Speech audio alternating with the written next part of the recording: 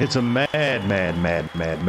world, but it's our world, so we're going to enjoy it while we can. This is your man. Ishi Hakase. And we're here to bring you the funny and the weird and the strange and the unbelievable and the stupid and the refreshing and maybe even something a little provocative.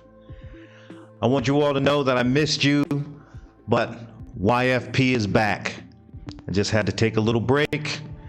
Got really busy. Didn't want to mess anything up. You all know how it is. But let's get right back into it. As of 2015, there are over 2 million cat videos. That's just on YouTube alone. And cats are one of the most searched keywords on the internet. And CNN estimated that in 2015 there would be around 6.5 billion cat pictures on the internet. This is more than 5 years ago. So I can't imagine what the number might be now. 7.5, 8 billion cat photos. And I know people say, hey, the internet, it was made for cats. But I might challenge that a little bit. Because we know that money doesn't grow on trees, but maybe goats do. Now, look, people, I know I'm late on this, and I'm not sure how I actually missed this, but I have never seen anything like this. A goat tree, or in other words, goats in trees. So what you're seeing is what they call a Moroccan goat tree. So in Morocco, it's pretty common to see large groups of goats sitting in argan trees. And goats can often be seen standing in the trees in this particular region of the country. But according to one person, Ishi Hakase, a British environmentalist and photojournalist, says that these tree-dwelling animals, this actually might be a hoax. So the environmentalist recently told a news source, The Telegraph, that he believes that some local farmers lure the animals into the tall trees to attract tourists, who are often charged money to take pictures of the animals. So Hakase believes that the animals are unhealthy and are harmful, and they actually endanger the argan trees when they climb them. All right, his observations came from an investigation that's part of his personal campaign to end wildlife tourism. And I'm all for the end of wildlife exploitation. Tourism, I'm not sure if I would go all the way to Morocco to see this, certainly while we have the internet, but it's pretty good. The fact is that goats really do climb trees naturally.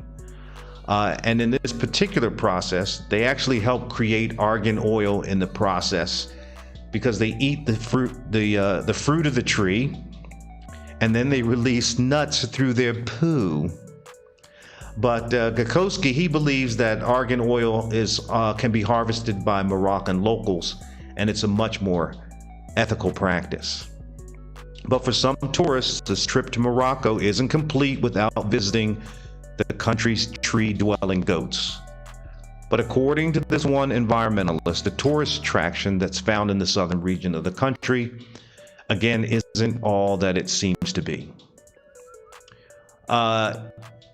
Once again, Hakase believes that the farmers are actually forcing the goats up into the trees. Now, I'm not sure how you would do this, because I have a friend who has a dog named Olive, and she told me Olive won't even come if she's holding out bacon.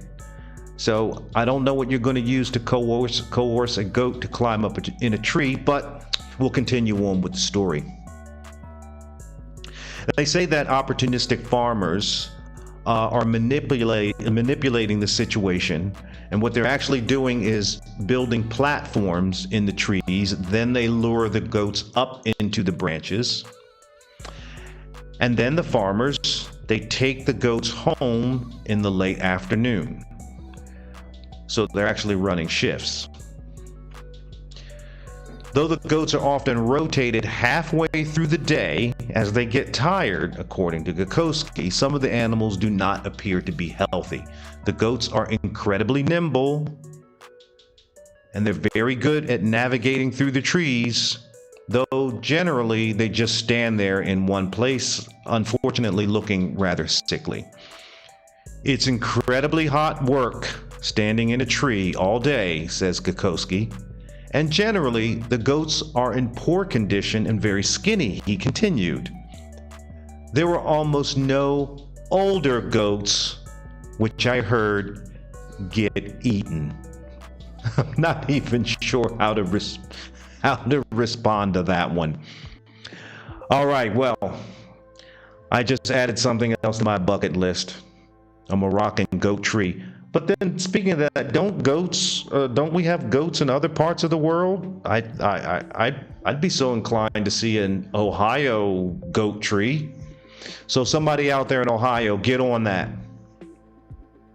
But animals, they do some very unusual things, but oftentimes they're a lot smarter than we give them credit for. Like the dogs in Moscow, the stray dogs in Moscow. The dogs that actually have learned how to ride the subway system. So we know that Russia has a very, very large population of people and a very large population of what we will call today free-range dogs. And many of them operate in packs, and they have they've become very accustomed to getting food from passersby. And some of them now frequent and inhabit the subway. And these dogs are getting international attention. If you do a search, you're going to find more than one video of these commuting animals. So every so often, if you ride Moscow's crowded subways, you'll notice that commuters all around you include stray dogs. And if you look at this video, this guy is actually, very well behaved. A couple of people are completely ignoring this animal. There's this one guy in the blue hat that is completely fascinated by this dog. And then the doors open and off he goes. Because he figures like, okay, I'm going to go uptown. Because there's usually a bagel shop and they get rid of their day-old bagels in the morning. So I'm going to get a grub on there, and then I'll take a break, and then later on I'm going to catch the red line downtown because there's a butcher that likes to give me a few morsels in the afternoon, no problem. And then I'm going to transfer and get on the green line, go west, and zip over to this vegetable market that I usually go to. So it's pretty remarkable that these guys and gals have learned to negotiate a very complex subway system in quite the large city that is Moscow. Can't wait to see that maybe in New York City. And I have had the chance to see this with my own eyes, and I was hypnotized, absolutely hypnotized by this notion of dogs being perceptive enough to cross the street responsibly. Now you see how fast this bus is moving?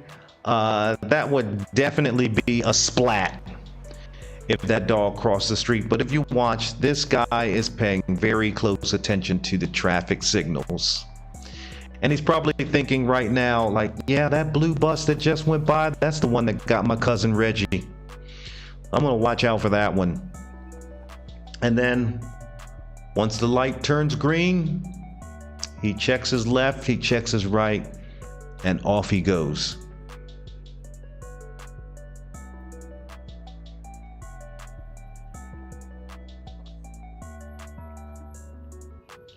Is he wearing white booties? Good job, my man. Good job. Heading over to that fruit stand. Now, you see my man. He's my sidekick. The terrier. He's always there. He's the one that's trying to get you to subscribe. And these terriers, they say that they have a head that's shaped like an otter. So this next story really got my attention. And the headline reads, "Gang of otters is brutalizing people and dogs in Alaska." And you don't often see the word brutalizing in a news article, and certainly not tied to otters, but let's see what this is all about. "If you see an otter coming towards you, run, and run fast," the headline said. Based on what you see on the internet, you'd think that otters are the most adorable critters ever. You can see them stacking cups and wearing funny hats and carrying their favorite rock and being cute in general. But in Anchorage, Alaska, they have found out that behind the heartwarming facade lies a vicious beast. Officials have told locals not to approach rivers and ponds due to otter attacks. Indeed, otters have joined turkeys in the club of animals you don't think are dangerous, but can kick your ass. Just in the past month, river otters have attacked people and animals on 3 different occasions. So we urge, quoting from the story, "We urge Anchorage residents to be alert around local lakes and rivers, where a group of river otters recently attacked people and their pets." And this is coming from the Alaska Department of Fish and Game. River otter attacks in Anchorage, while rare, have been reported over the last several years. Because of the risk to public safety, efforts will be made to locate this group of river otters and remove them. The first attack happened last month on September 1st. A group of 4 otters chased down and bit a 9-year-old boy who was on a bike ride with his brother and 2 friends. The boys noticed some otters at a duck pond and stopped to watch the animals. As they took photos and video with a smartphone, one of the otters started approaching the children. That's when they all started running. One caught up to my 9-year-old and he got attacked, said Tiffany Fernandez, this being the boy's mother. Fernandez said that the attacking otter caught up to her son, chasing him down, tripped him, he fell, and then, seeing its chance, the otter pounced on the boy. He has 2 fang marks on his back thigh and one on the front of his thigh on each leg. One puncture wound on his foot, explained Fernandez. "It's pretty traumatizing for both my boys. One of them got attacked, and the other one felt guilty that he hadn't been able to help his brother," she added. "I'm sorry." The next 2 attacks happened on the same day in late September, according to ADFG. In the first incident, the otters bit a woman who was trying to rescue her dog from them. In the second, which happened near the same lake as the first one, an otter attacked another dog. The spot seems to be a hotbed of otter attacks since Huffington Post reported this story way back in 2019. Otters bit yet another dog on that same lake. The potentially most brutal otter attack happened in October. At a different lake, a group of otters pulled a 50-pound husky into the water and probably would have drowned it if the owner hadn't come to the pooch's rescue. Wow. Now, to attack a 50-pound husky, you got to have some balls on you. That is a quite formidable opponent. But speaking of balls, here's another headline. Scientists ship ocelot balls from Texas to Ohio to try to save the species. There is a lot of weird stuff that goes through the mail every single day. But we're ready. Are we really ready to handle packages of animal testicles on a regular basis? Scientists recently made such a bizarre delivery from Texas to Ohio. Here we go, Ohio again. And it was all done in the name of saving the endangered species. Let's take a look back and start from the beginning. Our story begins in late July when an unfortunate ocelot from the Laguna National Wildlife Refuge got into a fatal accident. The ocelot codenamed OM 283, was crossing the road, FM 106, at an unsafe location. The foolhardy crossing ended in his demise. Hilary Swartz, a wildlife biologist from the U.S. Fish and Wildlife Service, called OM 283 a lovely boy. According to her, the 9-year-old ocelot died because he was too adventurous. Isn't that what they do, though? That's their job, right? He had been using a protected wildlife road crossing for nearly a year, very safely and effectively. It was like, this guy got it, Swartz told the Texas Standard. And then he went on a different route, and unfortunately he got hit by a car. OM 283 should have taken a page from the streets of the crossing dogs. Now ocelots are an endangered, extremely endangered animal in the United States. Their population in Texas only consists around 80 animals. As such, the loss of even one breeding age ocelot is a serious blow to the whole community. Who knows how many offspring OM 283 could have still sired. But wait, thought the ocelot conservationists, could we still help OM 283 continue his lineage even from the grave? This question led to Thomas DeMar, senior veterinarian at the Gladys Porter Zoo in Brownsville, Texas, get one strange phone call. Swartz called me during that night, I believe, to tell me that she had a report of a recently dead ocelot, and that she was going to pick it up, and that she was going to put it on ice and bring it in first thing in the morning. Would we try to collect the testicles for the goal of collecting reproductive materials? DeMar recalled. And that's just what Swartz did. She threw OM 283 into a freezer box, chauffeured him over to DeMar. The animal experts weren't cutting the ocelot's balls off just for giggles. DeMar says the procedure is a valid method for preserving the species. If the gonads are collected soon after death, you can actually retrieve either sperm or eggs. Sperm or eggs. Well, that's what it says. And then freeze the subjects. Then they can be used later at a later date to produce offspring in another uterus, so to speak, he said. So onward to Ohio. The late OM 283's testicles were now safely in a freezer box, but they didn't have the necessary equipment to harvest the sperm in Texas. So the Nads got a one-way ticket to the Cincinnati Zoo in Ohio. Time was not on the scientist's side, though, since the genetic material starts deteriorating rapidly within 24 hours of death. We received the samples here 36 hours after the cat was hit by the car. That was extraordinary, said Bill Swanson, director of conservation at the Cincinnati Zoo Center for Conservation and Research of Endangered Wildlife.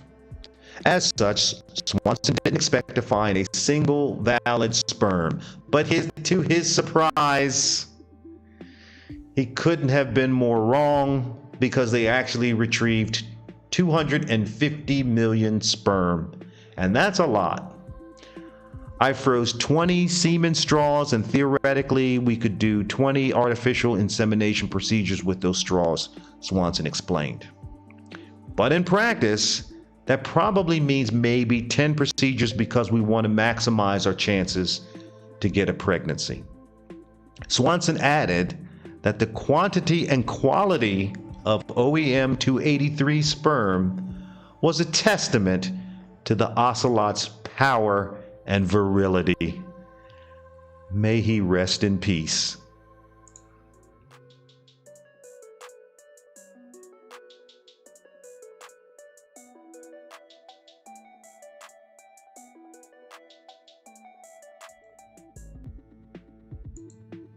Now, I got one other thing I want to mention. I need your help out there, people.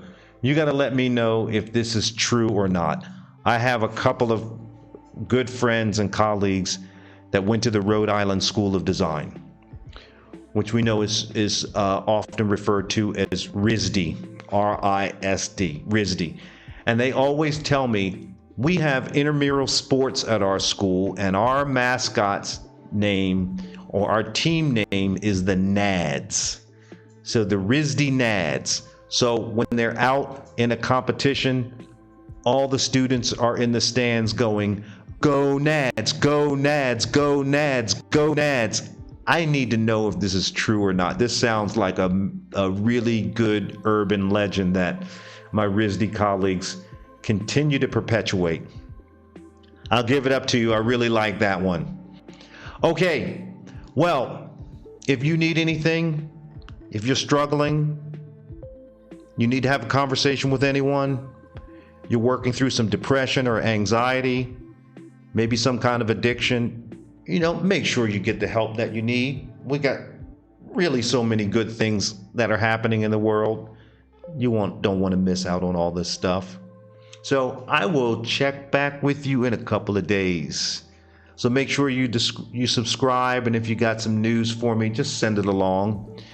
And we're going to have Zasin back. Everybody loves Zasin. So as soon as she gets back from her